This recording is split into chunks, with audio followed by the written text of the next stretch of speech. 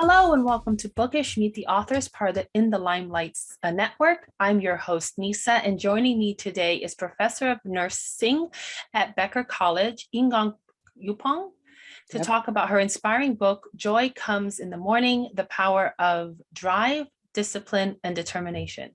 Hi, Ukpong. Did I pronounce your name correctly? Enoh Ukpong. Say that again? Ukpong. Ukpong, sorry. Yep. No worries. I'm so sorry about that. But anyway, thank you for joining me today. I'm so excited to have you on the show. Thank you so much for having me. I couldn't wait for this moment. Yeah, that's great to hear.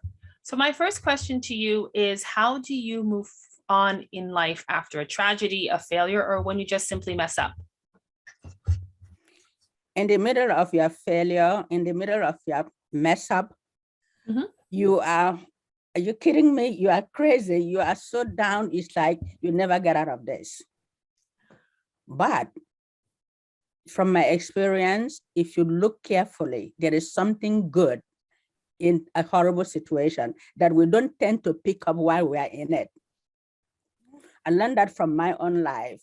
I was abused for 7 years by my brother's wife. I'm so sorry. Never thought anything good would come out of it. I was so miserable. I never even thought I would get out alive. Looking back, if I did not go through that, I wouldn't be who I am today or where I am today. So I have learned there's nobody is perfect. You always make mistakes. But if you look carefully, you can use that mistake, learn from it, grow from it, instead of resorting to drugs or drinking. Wow. I'm so sorry you had to go through that, but it's amazing. Don't be sorry. But it's amazing how you... I'm so thankful that I went through it. Like I said, it's beautiful how you've taken that and were able to create something positive from it. That's amazing. I think a lot of people struggle with seeing past what's going on with them, even if it's something small, but how to see past it and see that there may be some good that come out of it. I actually went back and forgave her. Wow. And took care of her for the latter part of her life. Wow, that is amazing. That's something that takes a strong person to be able to forgive. And that's why this book is out. If I hadn't been through that, what would I have written on? No, I wouldn't have anything to write. I wouldn't even be where I am. That's beautiful. So how do you maintain your sanity in such a chaotic world today? Number one moment at a time, one day at a time. A lot of people drive themselves out of their skin by bringing yesterday, years ago into now, and tomorrow into now. It becomes overwhelming. I am a now, if you ask me any other thing, all I have now in my head, in my being, is talking with you right now. Tomorrow I'll deal with it. Yesterday is gone. I can't do much. So a lot of people bring all the stuff that don't pertain to now here, and that wins here for them. Or you see them, they're like, no. Deal with one moment at a time. You'll be shocked to see how progressive and productive you are. Yeah, I think people get so caught up with reliving the past, something has happened, and worrying about what they can do in the future. That I think, being in the present is something that sometimes we struggle with. I struggle with staying here and not worrying about, I want to get it to the, like, for example, a movie, fast forward, see the ending. I need to live in the present. I can't, life is not a book or a movie. When my students come to class and they're worrying about the exam they took yesterday, you could worry and go crazy. You have taken that exam, it's over, done with. There's nothing you're worrying about is going to do about it. When I finish exam, I never talk to anybody. I never discussing it with other classmates is not going to change my grade. But some people, they talk, they dwell. In fact, some of their classmates may have that same question wrong. But you talking to them would think they got it right, you got it wrong. Now, finish and done, move on. Yeah, learn from it and move on. Yep. That's good advice. Now, how do we maintain our peace and happiness? Especially with people worrying and stressing about the future and the past, how do you maintain peace and happiness? You maintain your peace and happiness by giving your very best in anything you do, one moment at a time. A lot of people could have, should have, I don't have it in my vocabulary. When Well, I'm you're going to more do advanced than I am. anything, when I'm going to do anything, I have to give it my best so that at the end of the day, I have to live with me and my God. Yeah. And I don't follow because this person did this, I have to do it. No.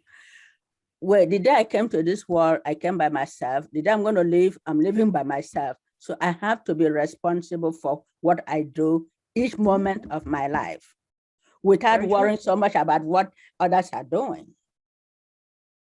No, yeah, that's right. I mean, but I think it's still, you're more advanced than I am. How many times have I said something or done something and I'm like, oh, why did I say that? Why did I struggle with this? It's amazing because I think a lot of people struggle with not reliving something that they've done and wish they could have changed.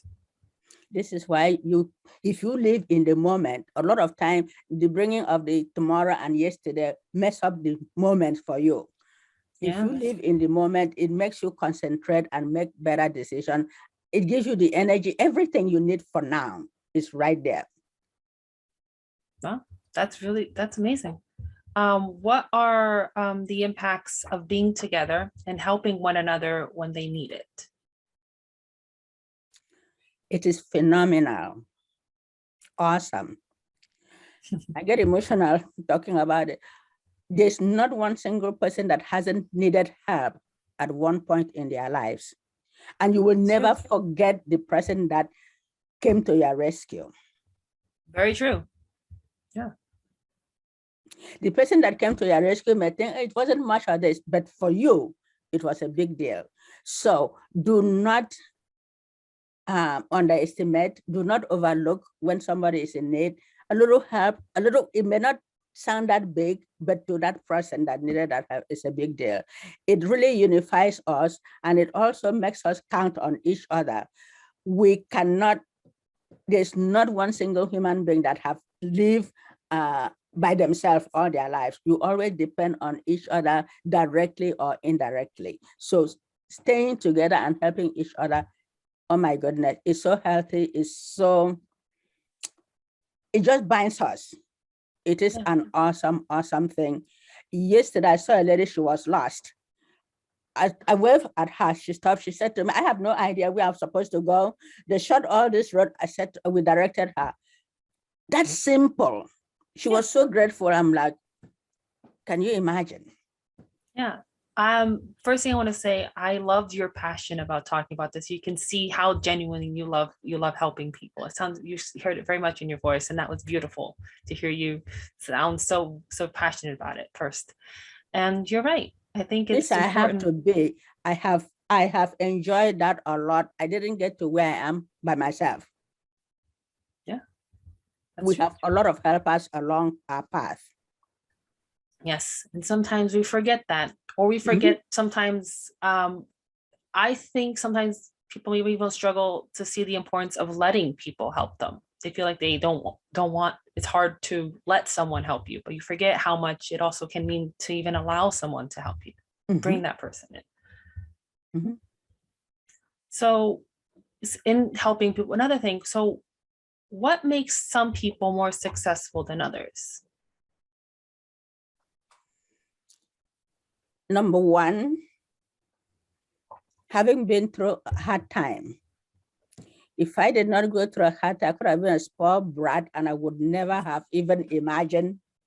I'm not saying wishing it on anybody. It's not good, it's not easy, but it strengthens you.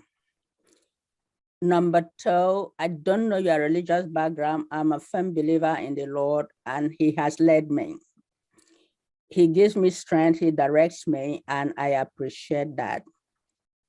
Number three, stepping out of your comfort zone.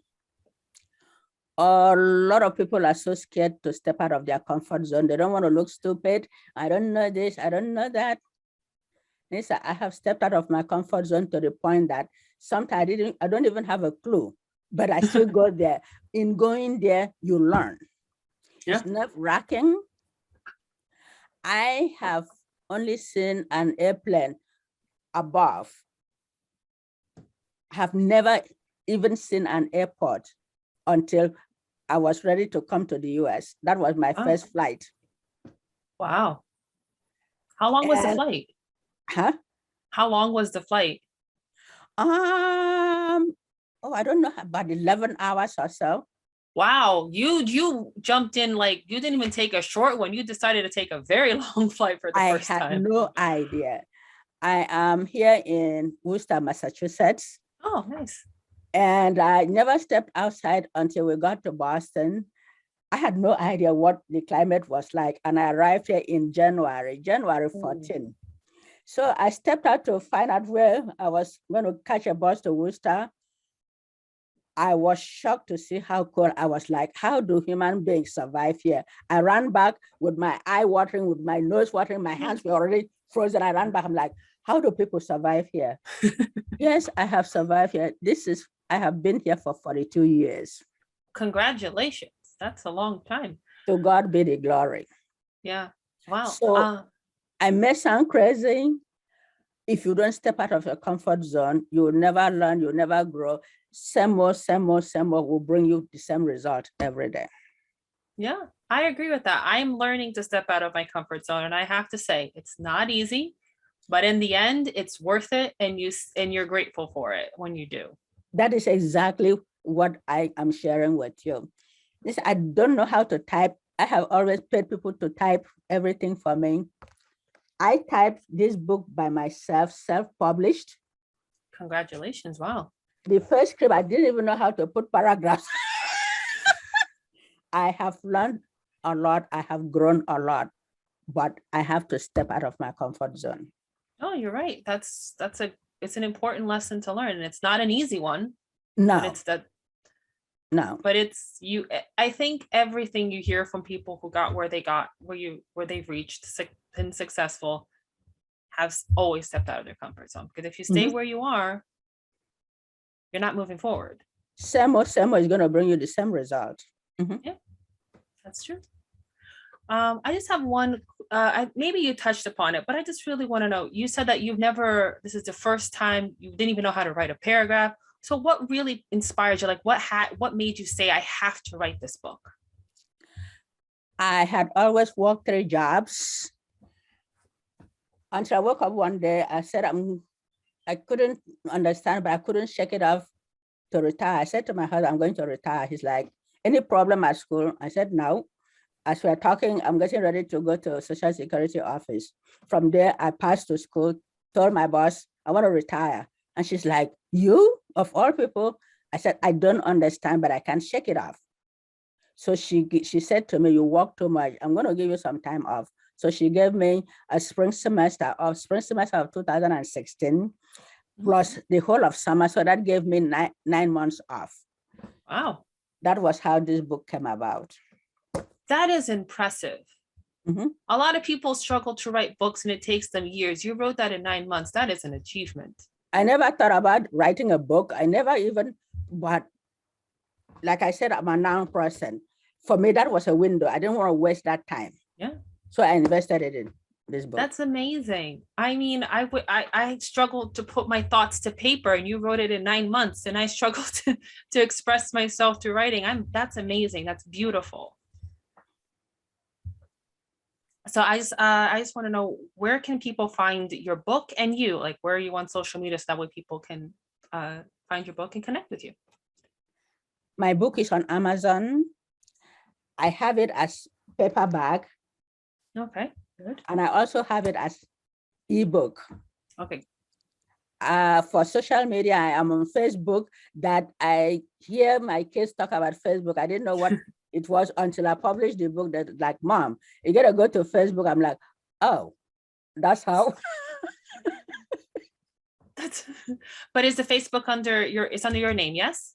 Yes, please. Yes. And you also have a LinkedIn or Instagram or anything else, or just Facebook? LinkedIn Okay. and Great. Facebook. That's it.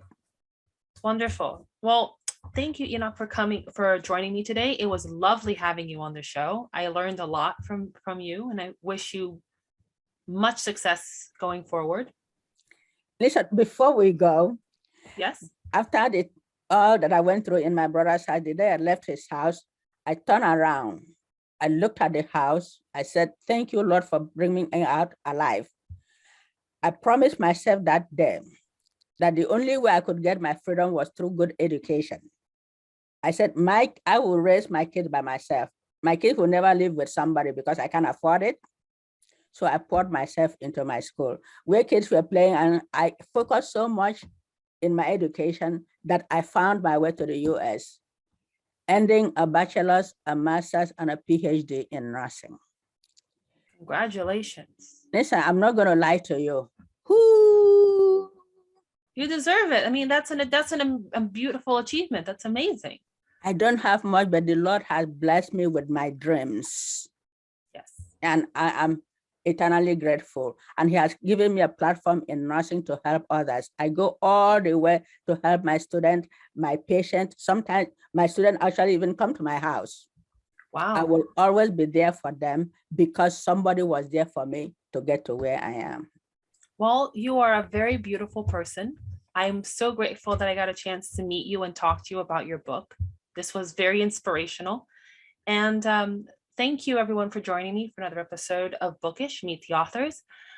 See you in the next one. Bye-bye for now. Thank you so much. Merry Christmas and joy.